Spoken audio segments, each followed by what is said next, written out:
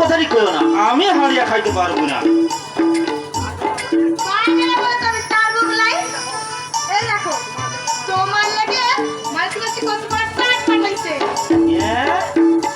ইন্দুর বড় চা আমি খাবো না, আমার খাবার গা ঘোরাইতেছে। ওয়া ওয়া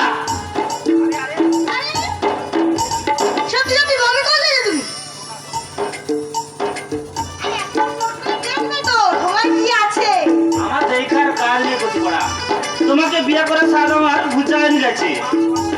ওয়া ওয়া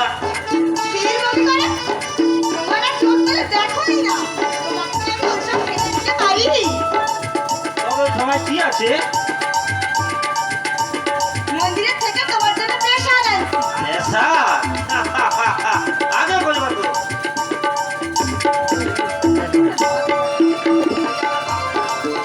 আর ওই কলসিতে কি? গঙ্গার জল।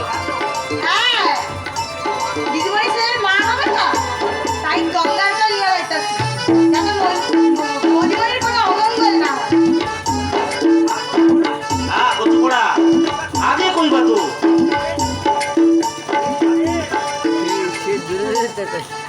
কত পড়া আগে কইবা তো। রাস্তার মাঝে একই কাণ্ড, কে এসে বলবে?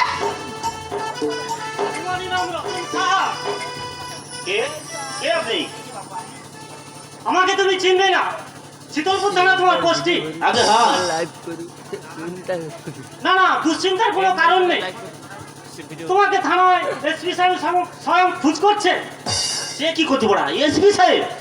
হ্যাঁ, ডিআইজি সাহেবও থানায় আছে। হ্যাঁ ও মা, ডিআইজি সাহেব? হাই হাই করতে পারা। আমি এখন কি করুন? কিছুই করতে হবে না, সোজা থানায় গিয়ে ডিআইজির সামনে আগামী 7 তারিখের ইন্দ্রনীল ব্যানার্জি কারখানার যে গন্ডগোলের দিন যা যা ঘটনা ঘটেছিল সবই তাকে পরিষ্কার বলবেন। না হলে চাকরি তো তোমার যাবেই, সেই সঙ্গে জেল তো অনিবার্যই। হ্যাঁ, তুমি কি পাপ করেছো?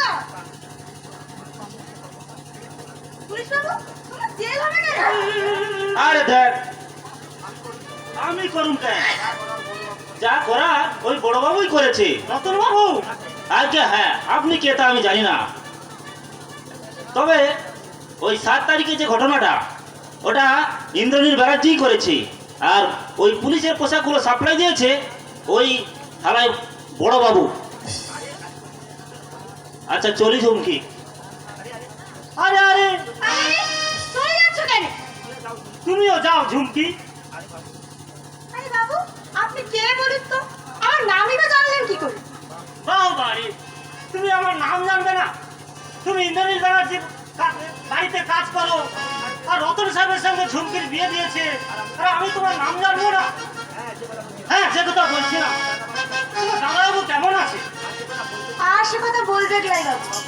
বাবুর যে কি হয়েছে সে মারুন গঙ্গাই জানে। দিন রাত শুধু দারু খাচ্ছে। দারু খাচ্ছে? হ্যাঁ গো বাবু, মিশা কথা বলবো গলাই। ক্যামেরা এখানে কালো মতো বউ দিদিমণি টাইম হয়ে গেছে। মোটেই সুখ শান্তি না। কটা মাস পরে ছেলের মা হবে, কোথায় আনন্দ করবে তা নয়, শুধু অশান্তি আর অশান্তি। অশান্তি? মিশা কথা বলি নাই বাবু, তার লেগেই তো গঙ্গা জল নিয়ে যাইতাছি, মন্দিরে পূজা দিয়ে পেশা দিয়ে যাইতাছি, বৌদিমণিকে দিব, যাতে ওনার সংসারের কোনো অশান্তি না হয়। হবে না ঝুমকি, তোদের হঠাৎ চেষ্টাতেও ওদের মনে শান্তি তোরা ফিরিয়ে আনতে পারবি না, কারণ ওদের মনের মধ্যে বয়ে চলেছে কাল বৈশাখীর ঝড়। প্রতিরোধ করতে পারে একমাত্র এই শুভনীলেরই প্রয়োজন। যা সময় ঘন্টা বাজলে একদিন আমি রাঙার সিঁদুর বৌদির সামনে হাজির হবই হব। তার আগে শ্রমিক লিডার পলাশ রায়ের হত্যাকারী পবিত্র মুখার্জির সঙ্গে সাক্ষাৎ করতে এখনই যেতে হবে আমার জেলখানায়। গাড়িটা খুলে মানিয়ে গাড়িটা মানিয়ে জেলখানার এই চার দেওয়ালের মাঝখানে মাথা নিচু করে বসে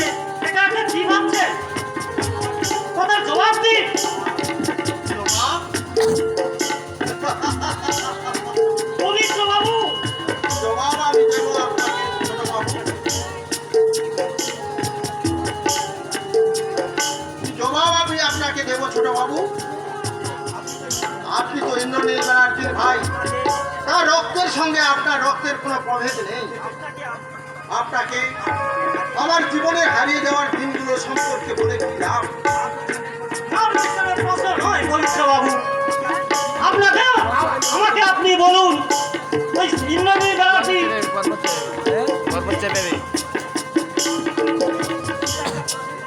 শুধু একটা প্রশ্নের উত্তর দিন, আপনার এই দুর্ভাগ্যের জন্য দায়ী এই ইন্দ্রনীল ব্যানার্জি কিনা? আহ, কেন আমায় বিরক্ত করছেন বলুন তো? সাপ হয়ে ছবল মেরে ওঝা হয়ে আবার বিষক্রিয়া নষ্ট করতে এসেছে। যান যান, আমার সম্মুখ থেকে যান, আপনাকে আমি সহ্য করতে পারছি না। জানি আপনাকে বিরক্ত করা আমার ধৃষ্টতা ছাড়া কিছুই নয়, তবে একটা বিশেষ কারণে আপনার সঙ্গে একটা কথা বলতে চাই। আইনের চোখে আপনি অপরাধী হলেও আইনের সংশোধনাগারে বন্দী হয়ে পলাশ রায়ের হত্যাকারী সেই পবিত্র মুখার্জির সঙ্গে আমি আজই যাব এখনই দেখা করতে। আমি আসি, নমস্কার। কোথা দিয়ে গেল, কোথা দিয়ে গেল শয়তান ইন্দ্রনীল ব্যানার্জির ভাই? আমাকে কোথা দিয়ে গেল? না না, ওসব বাক্য শুনে আমার কি লাভ? হৃদয়ের পরদিটির ছবি আমি একদিন এঁকেছিলাম, সে ছবি যখন মুছে গেছে তখন তখন আমার ভুলের সাজা তো আমাকে পেতেই হবে। হ্যাঁ, আমাকে পেতে হবে, আমাকে পেতে হবে।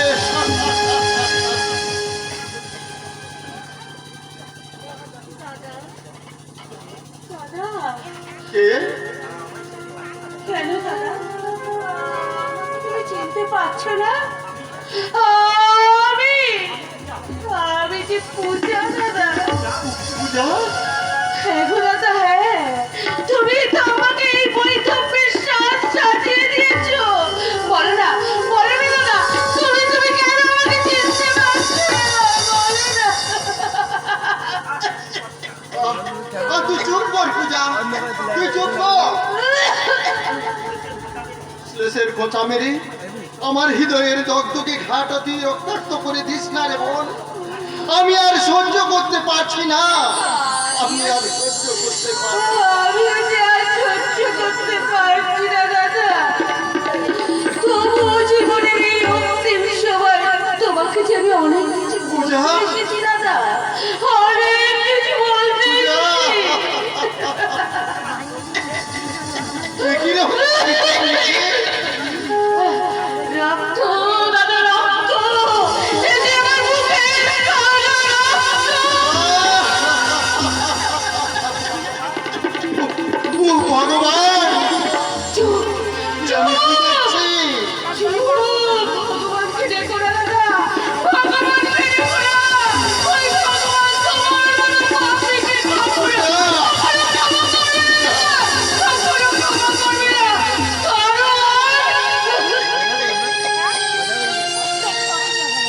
তুমি বলতে পারো দাদা? তোর আর তোকে দেবো রে বোন। পারবে না দাদা। উত্তরে যদি না দিতে পারবে তাহলে কেন কেন আমার জীবন থেকে পলাশকে দূরে সরিয়ে দিলে? যা। বলো না, উত্তর দাও না দাদা। আমি জানতাম না রে বোন, আমি জানতাম না। তোর হৃদয়ে তুই গুনাহ করে কেন আমাকে ওই নামটা বলিসনি রে বোন? কেন? তাহলে তাহলে আমি এই মারাত্মক ভুলটা করতাম না রে বোন, আমি মারাত্মক ভুলটা করতাম না। তুই বিশ্বাস কর বোন, আমি তো তোকে সুখী করতে চেয়েছিলাম। সুখী? হ্যাঁ হ্যাঁ দাদা, আমি বড্ড সুখী হয়েছি জানো।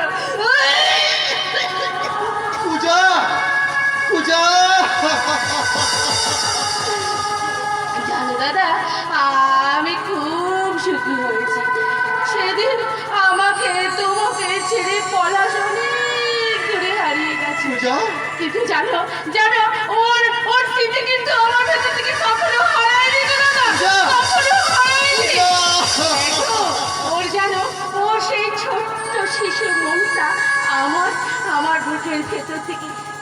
তুই একটু করে বড় হচ্ছে গো জানো যেন কদিন পরে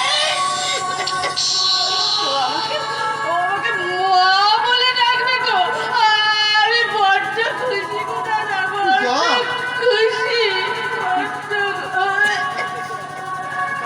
পূজা ওরে কে আছিস জেলা সাহেবকে খবর দে 786 নম্বর কয়দিন কোন এসেছে লোহার গেটটা একবার খুলে দিতে বল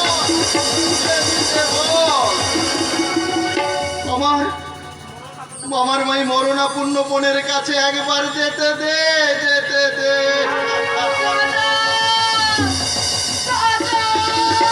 পূজা পূজা পূজা